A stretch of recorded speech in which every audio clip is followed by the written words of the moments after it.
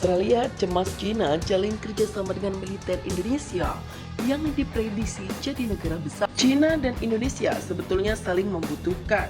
China butuh berinvestasi di Indonesia, sedangkan Indonesia butuh investasi China untuk memajukan perekonomiannya. Nilai perdagangan kedua negara juga cukup tinggi, mencapai 1.000 triliun. Dengan adanya hal ini, bisa dipastikan ke depan perekonomian China-Indonesia semakin membesar. Indonesia memang membutuhkan pertumbuhan ekonomi secepat mungkin. Dengan pertumbuhan ekonomi yang pesat, maka sektor pertahanan juga akan menguat. Presiden Joko Widodo sejak tahun 2006 sudah mengajak para investor agar berinvestasi ke negeri ini. Tujuannya untuk memboost perekonomian Indonesia secepat mungkin. Jokowi juga bakal memudahkan para investor untuk berinvestasi di Indonesia.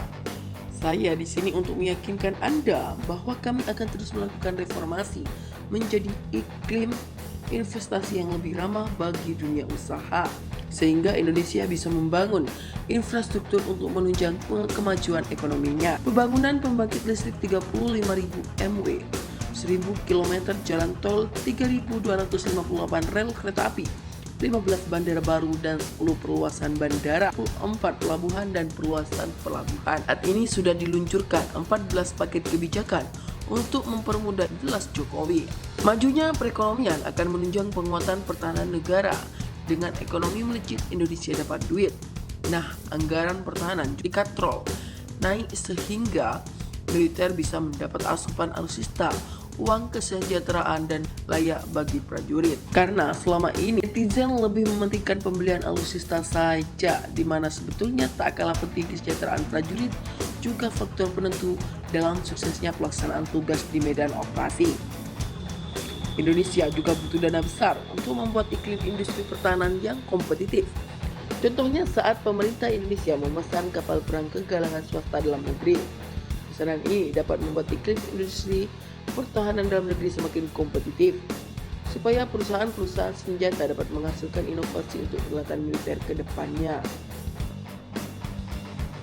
Juga secara tak langsung, jika pemerintah memesan senjata ke perusahaan swasta, maka akan memaksa perusahaan plat merah meningkatkan kinerjanya untuk semakin kreatif membuat alutsista.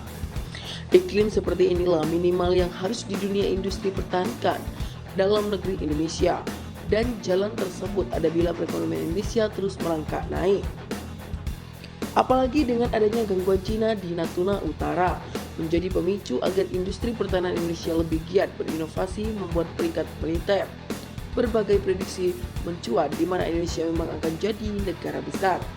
Salah satu prediksi berasal dari pengamat militer dari Cina, Lau Yongkut. Luo menyebut Indonesia sangat berambisi jadi negara besar.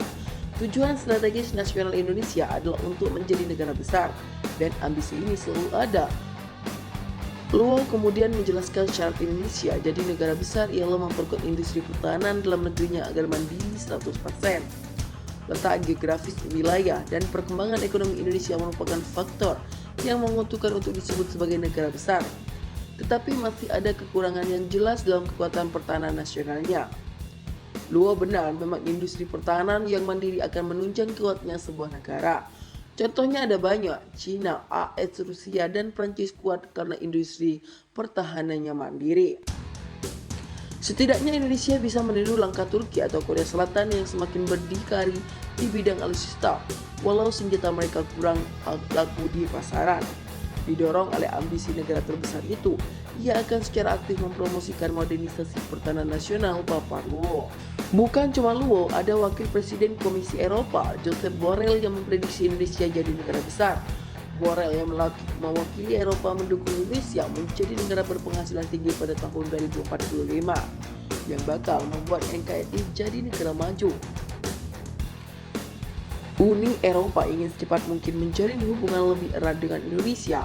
Perjanjian CEPA, perdagangan bebas kami di masa depan, akan mendukung tujuan itu dengan menghasilkan lebih banyak perdagangan, lebih banyak investasi asing Eropa, dan pekerjaan tidak kurang dari 5 miliar euro dapat dihasilkan setiap tahun mulai tahun 2032. Kami akan terus membangun kemitraan untuk pertumbuhan hijau tanpa UE mendirikan tembok hijau seperti yang diklaim beberapa orang secara salah jelasnya. Borrell mengakui jika Indonesia saat ini menjadi negara besar, kekuatan dunia untuk menjaga perdamaian. Akhirnya, keamanan akan semakin penting dalam kerjasama kita. Indonesia adalah kekuatan perdamaian dan stabilitas di kawasan dan global. Strategi UE untuk Indo-Pasifik sangat cocok dengan upaya dan tujuan kebijakan Indonesia.